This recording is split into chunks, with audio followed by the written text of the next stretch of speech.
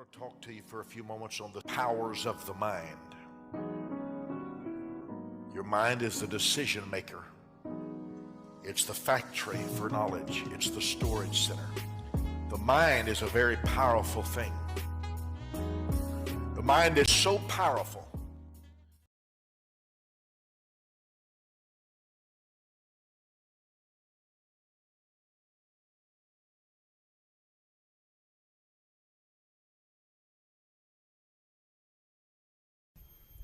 Assalamu alaikum wa rahmatullahi wa barakatuh. May the divine peace, mercy, and blessings be upon all of you.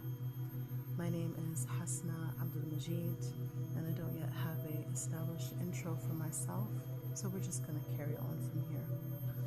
I decided to turn the camera on because my intention is to make some form of a video daily. And I've been experimenting a little bit more with me not speaking directly to the camera and just playing around with different apps and editing and enjoying learning, enjoying the process. Even though I don't have to stop the video in between, I'm also seeing what that's like, pausing it. Does it give it a feeling of, I don't know, I just think there's something to when it splices, when it cuts. Maybe it's giving you a feeling that it's not going on and on and on. I'm not really sure. This is all experimentation, so you can feel free to give me your feedback on what you think. I always thought this was for people who were making mistakes when they were speaking to the video, and so they're like, oh no, I made a mistake. Oh, I made another mistake. Oh, there's a third mistake. I have to start over. Okay, I'm messing this up. But that's what I thought was the situation when it would cut from one frame to the next. But now I'm realizing that it just may be that people don't want you to feel like they're talking for an extra long time. So, I'm endeavoring. I'm not calling it a challenge. I'm endeavoring to experience the Liquidarian lifestyle in conjunction with Ramadan, and if it's meant to, beyond. I do not intend to be a Liquidarian for the rest of my life. I do not intend to have any particular labels, to be honest, when it comes to food or what I'm choosing to eat. I have many thoughts on that subject that I probably won't share right at this moment. However, there's something to the lightness, there's something to giving our bodies digestion at least less of a toll that I've come to realize is beautiful, and it's benefited me. It's benefited me. However, there is another side to this. And what I realize, I've realized it before, but I'm realizing it even more right now, that food can be very comforting and grounding, and it can be distracting in a way that we may like, because perhaps something's coming up and we don't want to have to necessarily go back into the body and go back into the emptier vessel and connect with the breath. And what I found myself doing today when certain frictions were coming up, more than one actually, I started noticing this tightness that was inside, and I was identifying it as anxiety. And it's honestly more recently in my life that I've realized that there are certain matters that make me anxious, and that they, in a way, they shouldn't. Meaning something that's just a normal amount of difficulty, but I will feel my whole stomach go into a knot. Even, for example, I was dealing with a particular issue with an agent, and the agent is messaging me, helping me with a situation, but just getting the message, I felt my stomach actually knot up, even though this woman is helping me. Isn't that interesting? So that's something I've come to realize about myself, and I found myself going to breath. I found myself taking a deep breath and noticing that anxiety and that knot would just kind of unravel, and I would feel a lot better. Now, what's coming to my mind is, well, what if I was really dedicated in a breathwork practice? What if I was truly dedicated in training myself to be in that state? Is it possible that I could tap into that in times of difficulty, or in times of friction, or in times before the anxiety is even realized? Could I train myself possibly to, or should I say, how can I train myself to possibly feel it before it even begins?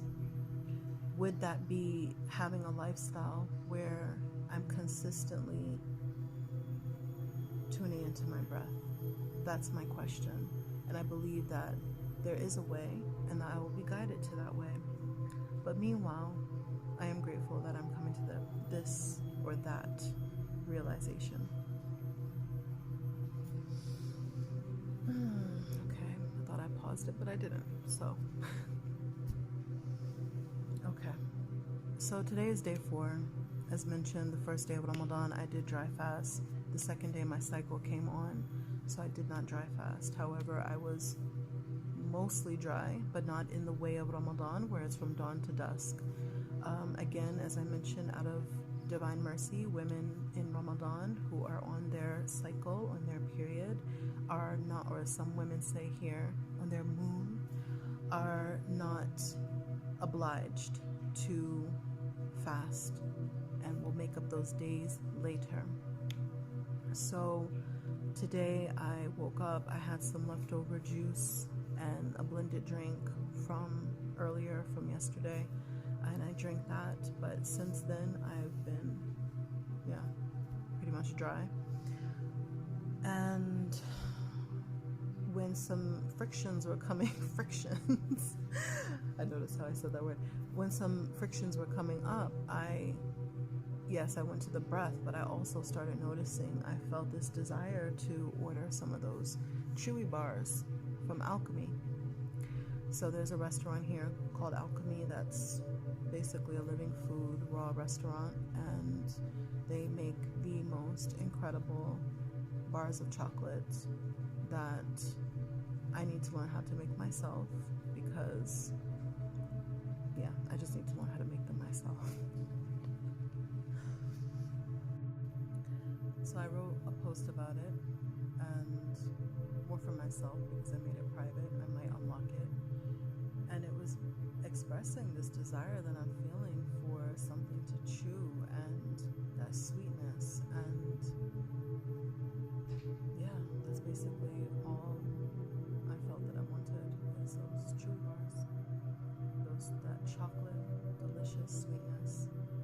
Probably to distract me from whatever it is that I'm feeling, probably because I'm in an extra heightened sensitive state, not only not having solids for days, but on top of that being on my cycle, and then having little things that are bringing some dis-ease or discomfort, maybe on an emotional level, because I'm someone who loves absolute ease and peace. And I generally, when something I find is stressing me and I don't feel like dealing with it, I just don't deal with it. And that can include with people, which most things include people. And it could be even subtle things where I need to, sometimes I could get a message, for example, and it could be someone that I have a great connection with, a great relationship, no issue, but maybe there's a request or maybe there's a question, and I just at that particular time am not able to answer in full presence. And I really love to operate from a place and a space of full presence. That's why even when it comes to giving sessions or massage therapy, I want to be fully present. And when you're with me, I'm going to be fully present.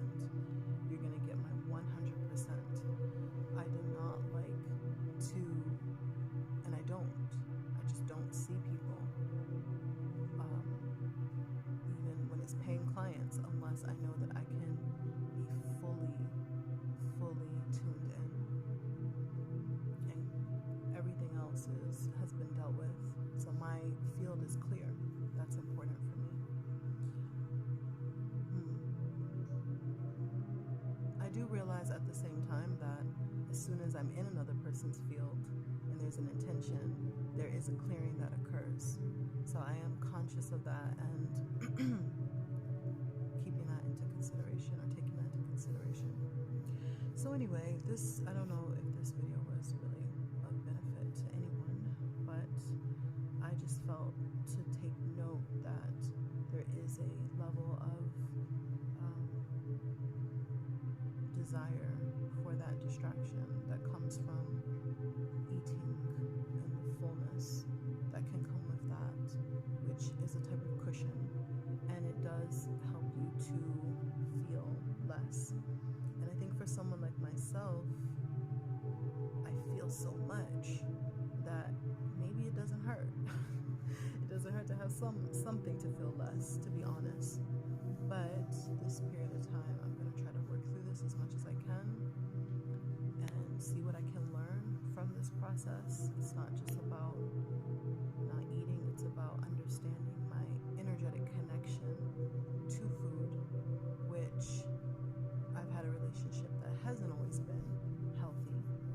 It's like when you have a person in your life, you may be able to depend on them for some things. You may be able to reach out to them for some matters, and it's okay and it's normal. But if every single time you have an issue, you're calling that person up and you're complaining and you're crying and you're upset and you're, or 5 times a day you're calling someone up, and you expect that 5 times a day they give you an hour of their time. This is a great exaggeration, and it's not even comparable to my relationship with food as far as number of times. It's not equal. But if that were the case, you would say that's not healthy. And so the relationship we have with food is one that generally most people eat, unless you are a breatharian or a liquidarian. As it seems, most breatharians, those who understand that the energy from this planet and that prana, life source energy, is the number one source, many of them seem to go the liquidarian way, because at some point they require some level of nourishment. The majority do. I went on a lot of tangents with that sentence. In essence, what I'm saying is that most people eat. Let's just be real. Most people eat. So that relationship is one that needs to be healthy. It needs to be balanced. And what some of us who may identify as having an eating disorder or a food addiction, what some of us are doing is we're medicating through food. We are going to food to do what perhaps we're supposed to get from a companion, or what we're supposed to get from a meditation practice or prayer, or what we're supposed to get from our divine connection, or what we're supposed to get from community, what we're supposed to get from doing something that we really love, and for whatever reason we just keep putting that off. Yeah. So more to explore in this vein.